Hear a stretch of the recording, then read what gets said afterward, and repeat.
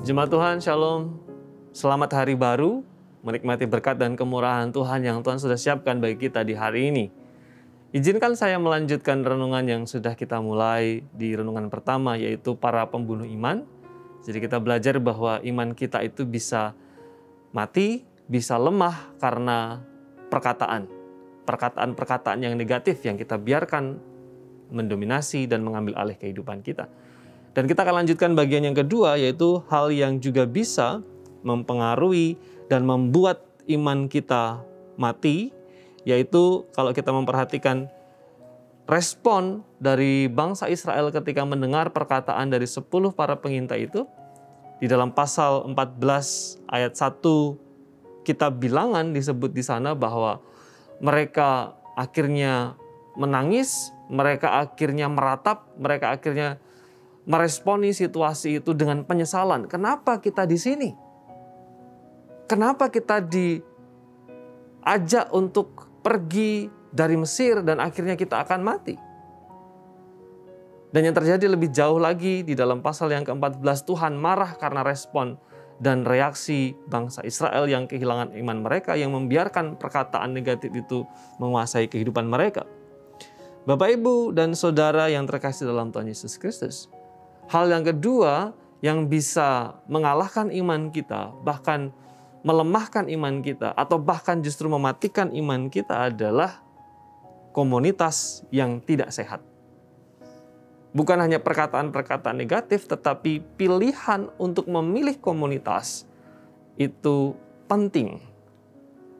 Dalam situasi dan keadaan Bilangan pasal 13 dan 14, ada dua kelompok. Kelompok Musa, Kaleb, dan Yosua, tetapi juga ada kelompok 10 pengintai itu. Bangsa Israel diperhadapkan dengan pilihan, memilih yang mana? Kelompok yang lebih kecil atau kelompok yang lebih besar? Kelompok yang lebih kecil bersama dengan Musa dan 2 pengintai yang lain, sedangkan kelompok 10, kelompok yang membawa kabar negatif. Tapi sayangnya pada waktu itu, bangsa Israel justru memilih kelompok yang 10 dan bukan kelompok yang satunya. Dengan kata lain, bangsa Israel memilih komunitas yang 10, bukan komunitas yang ada Musa, Kaleb, dan Yosua di dalamnya. Akhirnya, pengaruh dari optimisme mereka, pengaruh dari ketakutan mereka, pengaruh dari ketidakpercayaan mereka juga dirasakan oleh bangsa Israel.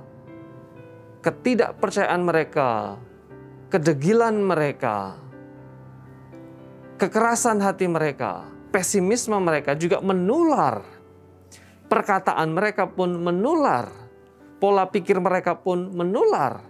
Sikap dan attitude mereka juga menular kepada bangsa Israel.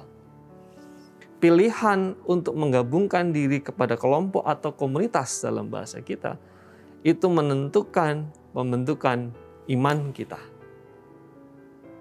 Di dalam kehidupan kita sehari-hari, sangat penting untuk memiliki komunitas yang sehat.